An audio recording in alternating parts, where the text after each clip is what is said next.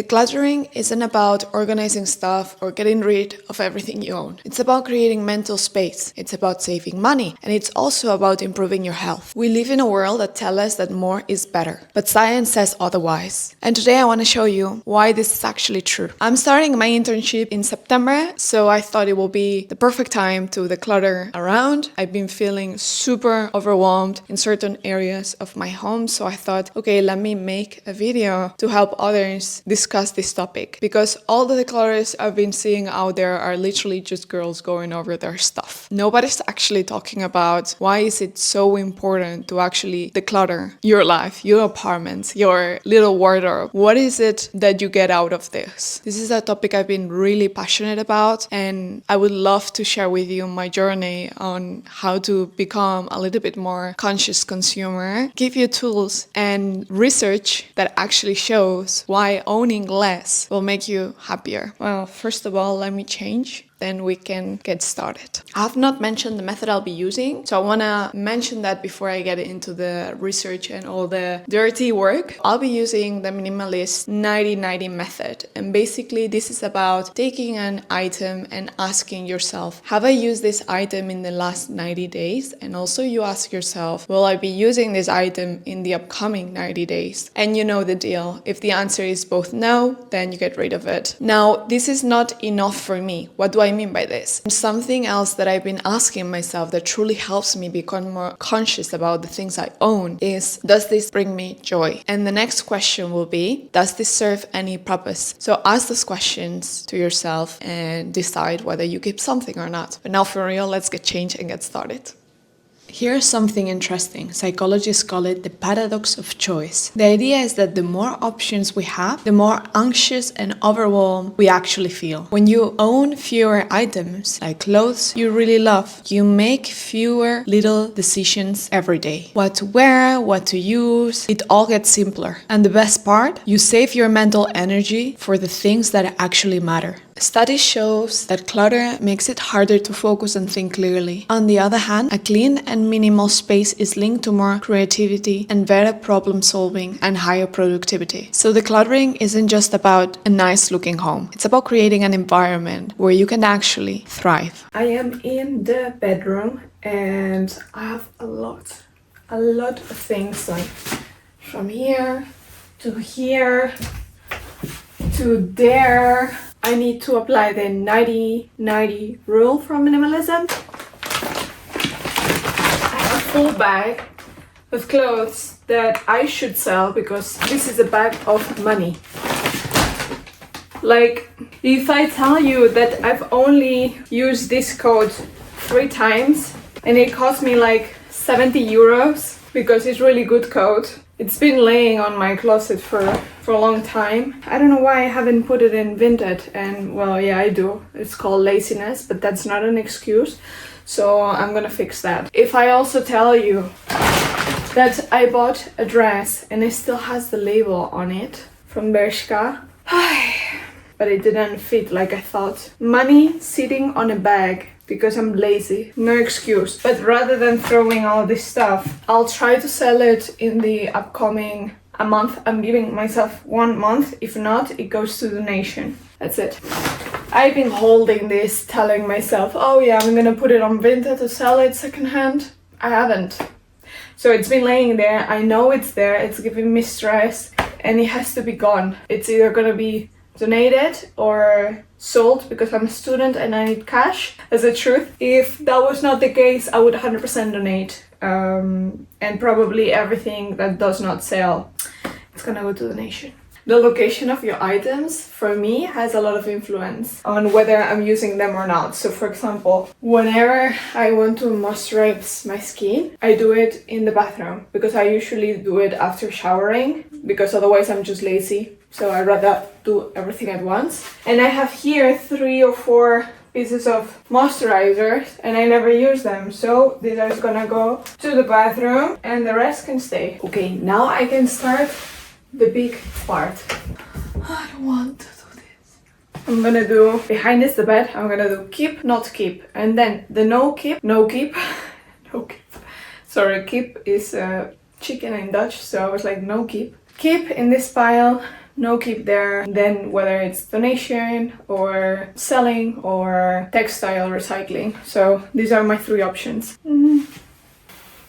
Like, I like this, but they are too tight on the top and they are always like with wrinkles. Because if I usually have something that serves the same purpose and it's similar, then I wouldn't keep this one because it's a bit uncomfortable on my wrist. You see what I mean? Like, I have these ones, but this actually I am not keeping. The one skirt for summer I own.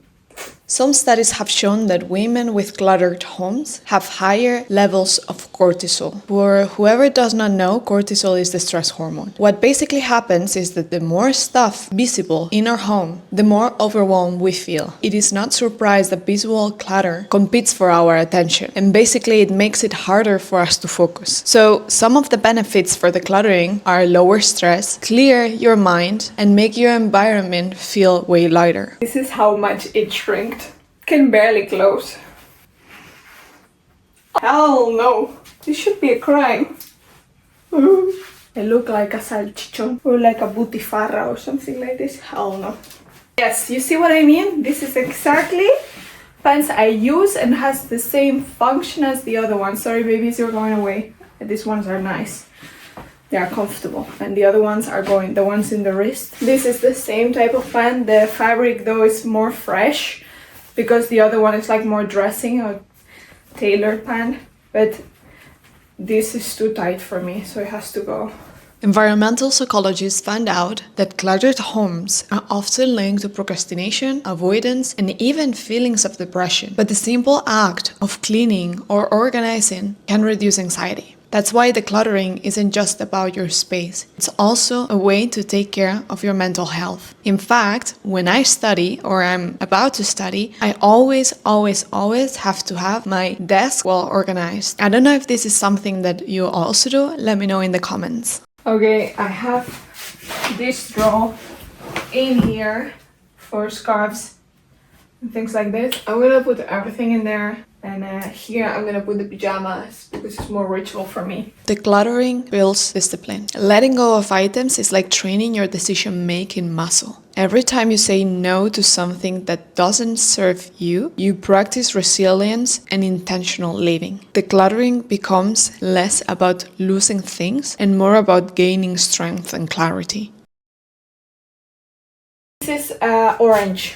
And orange is the color of the Netherlands, and once a year in the Netherlands we have King's Day, and that's like a big thing here. It's like the main national celebration.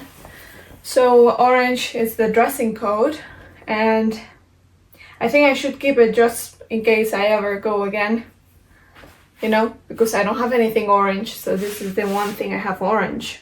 I am gonna keep this because you never know. But don't do it unless you have a reason.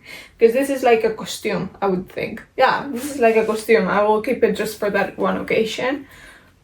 And that's it. My sports stuff is also on the other side, which is not great because I feel like my sports stuff should be closer to me. Skirt, and I think like this tennis box should be actually in that one away closet I have, because I should keep by hand just the normal sport clothes and then the tennis maybe in a separate way, because I always look forward to playing tennis, so it's not like it's a problem to me to dress into these nice skirts. I rather put my leggings here for yoga or working out and then keep this somewhere else.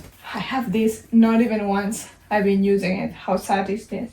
Okay, so I'm gonna go through this box and I'm separating in on top of the bed skirts and dresses, t-shirts, and whatever else I found in here that either does not belong to the tennis box or I don't want anymore. A Lacoste dress. I used once. This is not a good sign.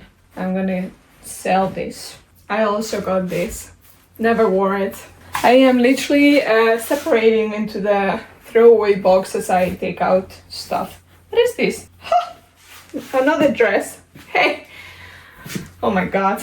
I have added some good pieces of items, brand clothes, from Nike and everything, like tennis, Lacoste and everything. to sell in some giveaway. This is my dresses and skirts, t-shirts for tennis I use. And then I have the mixed stuff. This is pajama. Opale. Decluttering often makes you realize how much money you spend on things you barely use. Impulse shopping may feel good in the moment, like a dopamine hit, but it actually leads to regret and lower happiness. By being more intentional, you not only free your space, but you also save a lot of money and build healthier habits. So like for example, you've been looking around to buy something, but you haven't yet. Then, do you really need it? Ask yourself that question. I don't know, this is something I never tell to anyone, but I actually work in retail over a year and it was the worst thing I've done, and one of the things that reminds me that I aspire to much more and much better, because I used to work at Inditex, and for who doesn't know, which probably is a lot of people, Inditex is a brand that falls within many other brands. So we're talking about Zara, we're talking about Bershka, we're talking about Pull&Bear, we're talking about all these brands. And I used to work there because I had to work, I needed money, and I've learned so much about fast fashion. And it's so sad, the things I've seen, like so sad. I don't want to go there ever again. I hope to educate, to actually enjoy fashion in a way that's sustainable, not only for the environment but also for the mind, because the things I've seen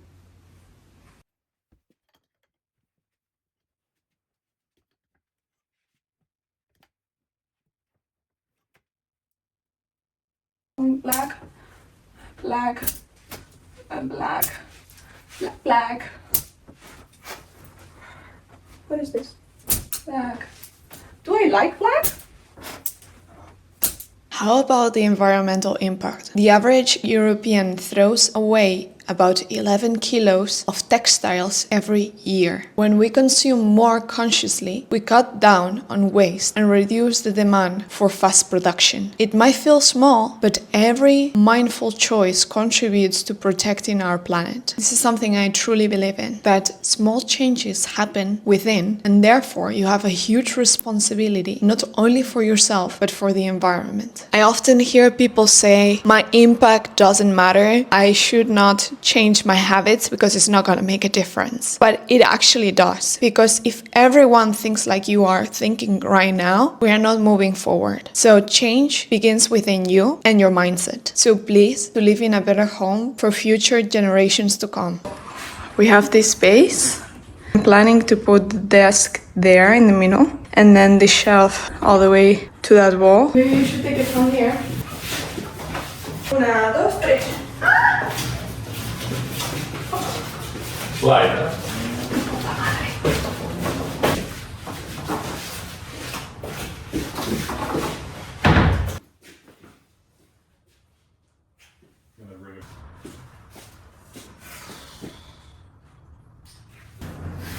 I changed into something more appropriate because this is an old t-shirt I have for cleaning. I wear it when I have to clean, and just some shorts because I can move better.